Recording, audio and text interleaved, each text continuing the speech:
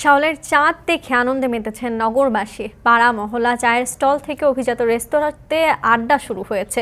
বিস্তারিত জানতে ধানমন্ডি থেকে আমাদের যুক্ত হবেন সহকর্মী তানজিম রায়ান শাফিন। যাচ্ছি তার কাছে। শাফিন, চাঁদ রাতের অন্যতম আকর্ষণ বন্ধু স্বজনদের সঙ্গে আড্ডা। রাজধানীতে এরকম কোন কোন আড্ডার খবর আছে আপনার কাছে জানতে চাই, এবং চাঁদ রাত কিভাবে উদযাপিত হচ্ছে? বর্ণা, ঈদের লম্বা ছুটিতে ফাঁকা ঢাকায় প্রশান্তির হাওয়া বইছে নগরবাসীর মাঝে।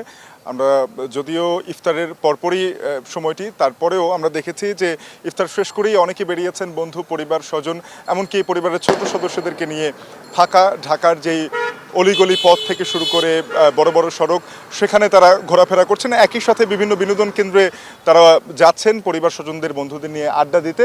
আমরা এই মুহূর্তে আছি রাজধানীর ধানমন্ডি লেক এলাকায়, এবং ধানমন্ডি লেকে আমরা দেখতে পেয়েছি আসার পরপরই যেহেতু ইফতারের সময়টা কিছুটা নিরিবিলি ছিল, তবে তারপর থেকেই আমরা দেখেছি যে নগরের প্রিয় পরিবহন রিকশায় করে আসলে অনেকে ধানমন্ডি লেকে এসেছেন, এবং ধানমন্ডি লেকে বিভিন্ন আড্ডা এবং বিভিন্ন অ্যাক্টিভিটির কিন্তু সুযোগ রয়েছে। যেমন করে আপনারা দেখছেন যে এই মুহূর্তে ডিঙি নৌকায় করে লেকের পানিতে ঘুরে বেড়ানোর অবকাশ যাপনের যে সুযোগ, সেটা সারা বছর কর্মজীবী মানুষের ঢাকায় অতটা মেলে না। কিন্তু এই ছুটিতে এসে সবাই কিন্তু পরিবারকে নিয়ে এসেছেন, তারা ঘুরে বেড়াচ্ছেন।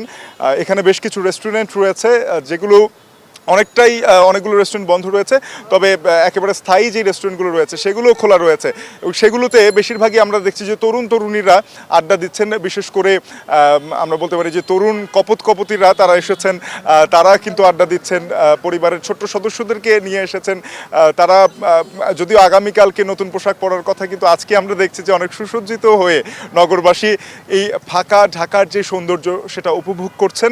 একই সাথে একটা লম্বা সময় পর যখন কিছু সময় বসে জিরিয়ে আড্ডা দেওয়ার সুযোগটা থাকে, সেটা লুফে নিচ্ছেন, যাতে করে বন্ধুদের মাঝে অনেক না বলা কথা থেকে যায়। পরিবারের সদস্যদের সাথে অনেক সময় ব্যস্ততার কারণে এই মহানগরে ভালোভাবে কথা বলার সুযোগটুকু হয় না।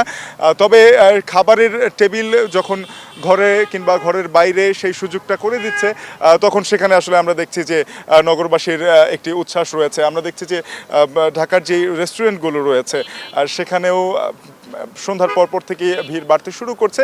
বিশেষ করে বলতে হয় যে বিনোদন কেন্দ্রগুলো রয়েছে, যেমন ধানমন্ডি লেক রয়েছে, হাতির ঝিল রয়েছে, রমনা পার্ক রয়েছে, এই বিনোদন কেন্দ্রগুলোতে নগরবাসী এই মুহূর্তে ভিড় করছেন। বলা চলে যে এখনও আসতে শুরু করেছেন নগরবাসী, বাসা ছেড়ে আসলে বের হচ্ছেন। হয়তো আজকে মধ্যরাত অবধি অনেকের কেনাকাটা বাকি রয়েছে, সেই কেনাকাটা করবেন, একই সাথে পুরনো বন্ধুদের সাথে আড্ডা দেবেন, পরিবারের সদস্যদের সাথে দেখা করবেন। কালকে যেই ঈদ আছে সেই ঈদের আনন্দ ভাগাভাগি ইতিমধ্যেই শুরু হয়ে গেছে। বর্ণা, এই ছিল আমার কাছে।